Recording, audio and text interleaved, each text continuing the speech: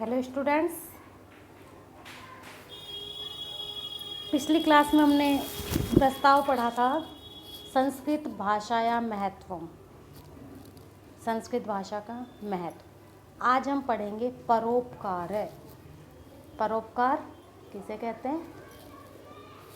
दूसरों की भलाई परोपकार कहलाता है। देखिए, पर यानी दूसरा और उपकार है उपकार।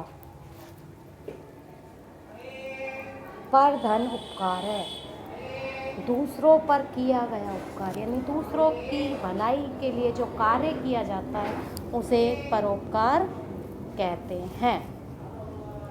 ठीक है। परेशान हित साधनम एवं परोपकारे कथ्यते। परेशान दूसरों की, हित साधनम भलाई का साधन, एवं ही परोपकारे परोपकार कथ्यते कहलाता है। दूसरों की भलाई के लिए किया गया कार्य ही परोपकार कहलाता है। यदि परोपकार न भवे तदा जीवन यात्रा कठिन भवे। यदि परोपकार न हो, भवेत हो, तदा तो जीवन यात्रा कठिन होगी। यदि परोपकार दुनिया में ना हो तो जीवन यात्रा बहुत कठिन है। हर व्यक्ति किसी न किसी रूप में सबके लिए परोपकार करता है। किसान अगर सब्जी उगाता है तो अपने लिए तो नहीं उगाता, पूरा देश के सभी लोग सब्जी खाते हैं। अगर वो खेती नहीं करेगा, पशु पक्षियों को भी दाना नहीं मिलेगा, किसी भी जानवर को, इंसेक्ट्स को, किसी को भोजन नहीं मिलेगा, यहाँ तक कि कोई किसी भी प्राणी को खाने को नहीं मिलेगा। ठीक है। साइंटिस्ट अगर कोई भी आविष्कार कर रहे, वो अपने लिए तो नहीं, पूरी दुनिया के लिए करता है। छोटा सा उदाहरण ले लो, अगर एक दुकान वाला दुकान खोल के बैठा है तो सामान अपने लिए नहीं बेच रहा है, वो सबके लिए कर रहा है। हर व्यक्ति किसी न किसी रूप में से परोपकार में लगा हुआ है। घर में देख लो, अगर पापा घर से बाहर जाते हैं आपके पैसा कमाने, वो अपने लिए नहीं कमा रहे सिर्फ, वो सबके लिए, कि परिवार का जीवन निर्वाह अच्छे से हो। तो क्या है कि अगर संसार में परोपकार की भावना न हो तो संसार में जीवन संभव नहीं है, क्योंकि मनुष्य एक सामाजिक प्राणी है। ये आपको भी पता है, मुझे भी। तो समाज में रहता है, अकेला नहीं रह सकता, और समाज में हर व्यक्ति एक दूसरे से जुड़ा हुआ है। आगे देखिए, संसारे परोपकारस्य भावना सर्वत्र दृश्यते। संसार में परोपकारस्य परोपकार की भावना सर्वत्र सभी जगह दृश्यते दिखाई देती है। संसार में परोपकार की भावना सभी जगह दिखाई देती है। यह भी मैंने बताया कि हर व्यक्ति किसी न किसी रूप में एक दूसरे की परोपकार में लगा हुआ है। पेड़ अगर उड़ रहे हैं, वो ऑक्सीजन दे रहे हैं, फल फूल दे रहे हैं, किसके लिए? हम लोग। एक व्यक्ति अगर पेड़ उगाता है तो वो तो उसके फल नहीं खाता, सभी खाते हैं। तो हर प्राणी किसी न किसी रूप में एक दूसरे की भलाई कर रहा है। परोपकार एक उत्तम गुण है, सर्वोत्तम व्रतम च अस्ति। परोपकार एक उत्तम गुण, बहुत ही अच्छा गुण, और सर्वोत्तम सबसे उत्तम व्रतम यानी व्रत च और अस्ति है। परोपकार एक उत्तम गुण और सबसे उत्तम व्रत है। इससे बड़ा कोई भी धर्म नहीं है, परोपकार से बड़ा कोई व्रत नहीं है, कोई गुण नहीं है। अगर किसी इंसान में परोपकार की भावना है तो सर्वोपरि है। ठीक है, यानी सबसे ऊपर माना जाता है।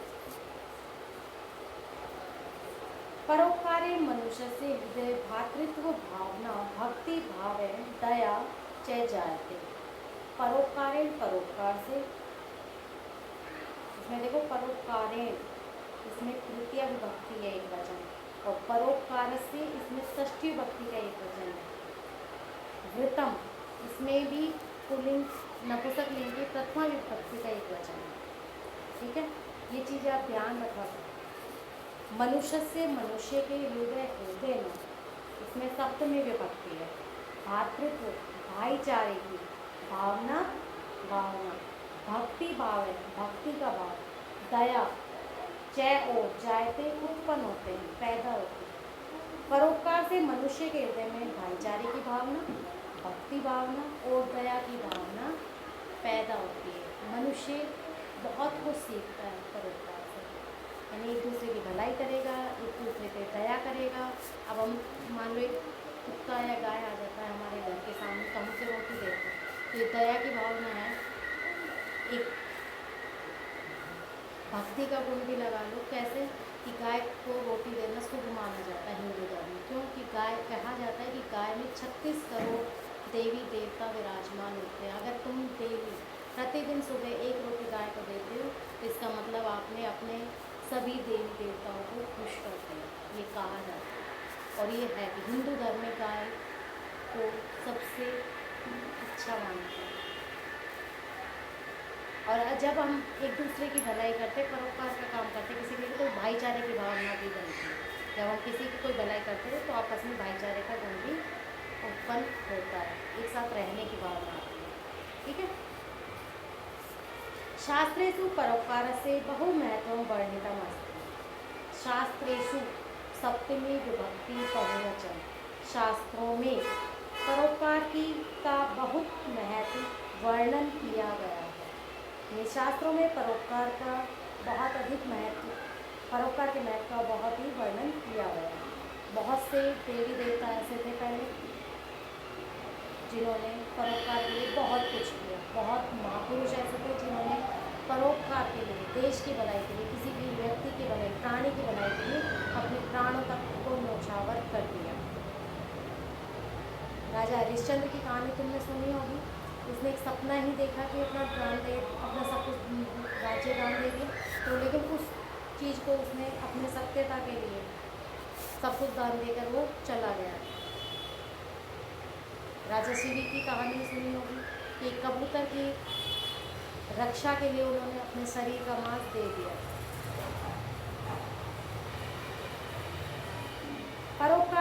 परोपकारेण संसारस्य कल्याणम जायते।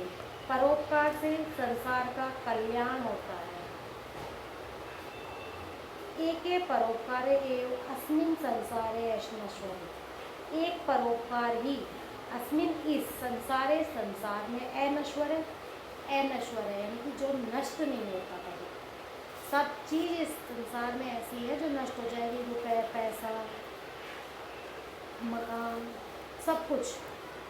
कोई भी आपका पर्सनल रिलेशन है किसी से, वो भी नष्ट हो जाता है, क्योंकि इंसान आज आया है तो कल जाएगा, ये भी। लेकिन परोपकार का जो गुण है वो कभी नष्ट नहीं होता। तुमने अगर जो भलाई किसी के लिए की है वो युगों युगों तक याद रखी जाती है। तो परोपकार ही एक ऐसा गुण है संसार में जो कभी नष्ट नहीं होता।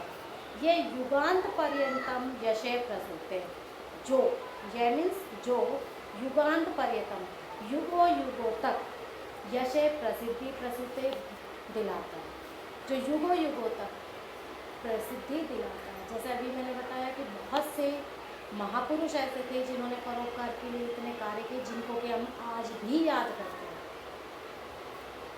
आज भी याद किया जाता है उनको। भगवान राम ने क्या किया था, सीता को क्यों छोड़ा? एक धोबी ने कह दिया तो उसकी बात के लिए छोड़ा, लेकिन क्यों? प्रजा की भलाई के लिए। वो नहीं चाहता था कि प्रजा कुछ कहे, उसके राजा ऐसा है तो प्रजा क्या करेगी, तो प्रजा की भलाई के लिए उन्होंने अपनी पत्नी तक को छोड़ दिया। तो वो आज तक सभी लोग उनके वचनों की बात बताते हैं। कुंती ने क्या किया महाभारत में? सिर्फ देश की जनता की बातों के लिए कर्ण को नदी में प्रवाहित किया, और उसको शुद्ध पुत्र क्यों कहलाया? क्योंकि जिसने पाला उसे, सारथी ने जो पाला था उसको, उसने किस लिए? देश अपनी, उसकी भलाई के लिए पाला, उसको एक तरह से रखा अपने पास, पूरी शिक्षा दीक्षा दी, उसका नाम किया। और कर्ण का नाम आज तक बहुत ही सम्मान के साथ लिया जाता है।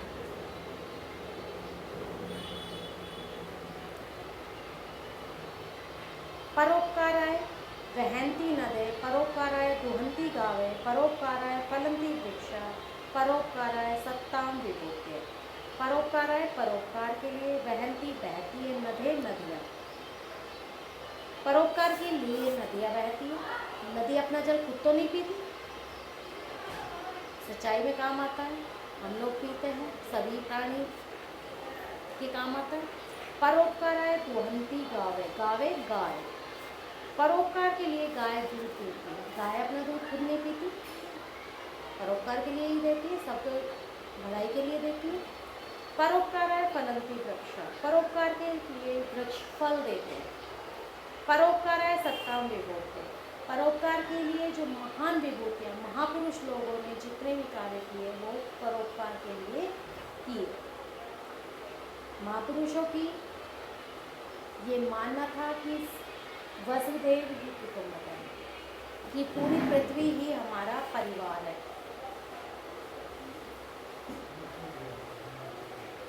अयम निजे परोवेति गणना लघु चेतसाम उदार चरिता नाम तु वसुधैव कुटुंबकम। ये श्लोक आपने सुना होगा कि यह मेरा है, यह परा है, इस तरह की जो गणता है, गिनती है, वो छोटे मन वाले लोग करते हैं, क्षुद्र लोग। जो उदार चरित्र वाले लोग होते हैं वो पूरी पृथ्वी को अपना परिवार मानते हैं, यानी कि वो सबके लिए भलाई का कार्य करते हैं। संसार से प्रत्येकम पदार्थम परोपकारे संलग्न भवति, संसार का प्रत्येक पदार्थ परोपकार में लगा हुआ है, संलग्न है, यानी लगा हुआ है। तो ये भी बताया नहीं। हिमालय पर्वत अगर उत्तर दिशा में खड़ा है तो किस लिए? अपने लिए नहीं, हम सबकी भलाई के लिए। भाई हिमालय का कितना महत्व है, दुश्मनों से हमारी रक्षा करता है, वर्षा होने में सहायता प्रदान करता है, बहुत सारे पशु पक्षी का निवास स्थान है, बहुत सारे साधु सज्जन लोग जो भी होते हैं वो वहाँ तपस्या के लिए गए थे, और अभी भी बहुत सारी औषधियाँ वहाँ मिलती हैं हमें। तो हिमालय अपने लिए नहीं खड़ा है, हम सबकी भलाई के लिए खड़ा है। तो संसार में कोई ऐसा पदार्थ नहीं है, चाहे वो कहते हैं नॉन लिविंग थिंग हो चाहे लिविंग थिंग हो, सजीव हो या निर्जीव, कोई ऐसी चीज़ नहीं संसार में जो अपने लिए कोई काम करे, वो परोपकार के लिए ही। वृक्षा परोपकाराय एवं फलम, वृक्ष परोपकार के लिए ही फल देते हैं। मेघा परोपकाराय एवं वर्षन्ति, मेघ होते हैं बादल, बादल परोपकार के लिए ही वर्षा करते हैं कि अगर बारिश नहीं होगी, खेती नहीं होगी, फसल अच्छी नहीं होगी, फसल अच्छी नहीं होगी तो हम लोगों को खाने को नहीं मिलेगा। नदी परोपकाराय एवं प्रवहन्ति, नदियाँ परोपकार के लिए ही बहती हैं। गावे परोपकाराय एवं जनेभ्य दुग्धम यच्छन्ति, गाय परोपकार के लिए ही लोगों को दूध देती है। अगर गाय भैंस कभी दूध नहीं देंगी तो हमें दूध कहाँ से मिलेगा? अब आप कहोगे मैडम मिलता है, हम पैकेट लेके आते हैं। वो आज के टाइम की डिमांड है, क्योंकि जनसंख्या इतनी बढ़ गई कि इतनी गाय भैंस वगैरह नहीं, लेकिन मेन जो है गाय का भैंस का दूध ही अच्छा है। चंद्रे शीतल चंद्रिकाम प्रयच्छति, चंद्रे चंद्रमा, शीतल ठंडी, चंद्रिकाम चांदनी, प्रयच्छति प्रदान करता है, चंद्रमा ठंडी चांदनी प्रदान करता है। यानी कि शाम को रात में क्या होता है, चंद्रमा की रोशनी होती है जो शीतल भी होती है, ठंडी भी होती है और रोशनी भी अच्छी होती है। और दिन में सूर्य किसके लिए तपता है? हमारे लिए, कि हमें प्रकाश और ऊष्मा प्रदान करता है। सूर्य च परोपकार है एवं तपती, सूर्य और सूर्य परोपकार के लिए ही तपता है, यानी कि अपने आप को तपाता है, जलता है। महापुरुषा सर्वदा परोपकारम एवं कुर्वन्ति, महापुरुष हमेशा परोपकार ही करते हैं। तेषां जीवनम परोपकाराय भवति, उनका जीवन परोपकार के लिए ही होता है।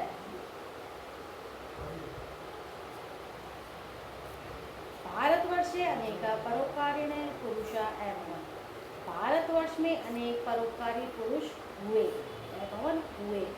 बहुत सारे ऐसे पुरुष हैं जो जिन्होंने बहुत भला किया। महर्षि दधीचि परोपकाराय स्व अस्थिनि देवेभ्यः दत्तवान्, महर्षि दधीचि का नाम आपने सुना होगा। उन्होंने परोपकार के लिए ही अपनी अस्थियां देवताओं को प्रदान की थी। एक असुर को मारने के लिए उन्होंने अपने आप को जीते जी अपना शरीर त्याग दिया और उनकी हड्डियों से वो वज्र बनाया गया और उस वज्र से उस असुर का वध इंद्र ने किया। इसलिए उन्होंने पूरे समाज की भलाई के लिए, पूरे देवताओं की भलाई के लिए अपने आप को की अस्थियाँ जो उनकी अपनी अस्थियाँ देवताओं को दे दी कि अगर इससे मेरी सबकी भलाई होती है, सभी देवताओं की, सभी लोगों की, तो मैं अपना शरीर भी त्याग सकता हूँ, मैं अपनी अस्थियाँ तुम्हें दे सकता हूँ। तो उन्होंने अपनी अस्थियाँ त्याग दी थी, दे दी थी और उससे वज्र बनाया गया और उस वज्र से उस असुर का वध किया गया।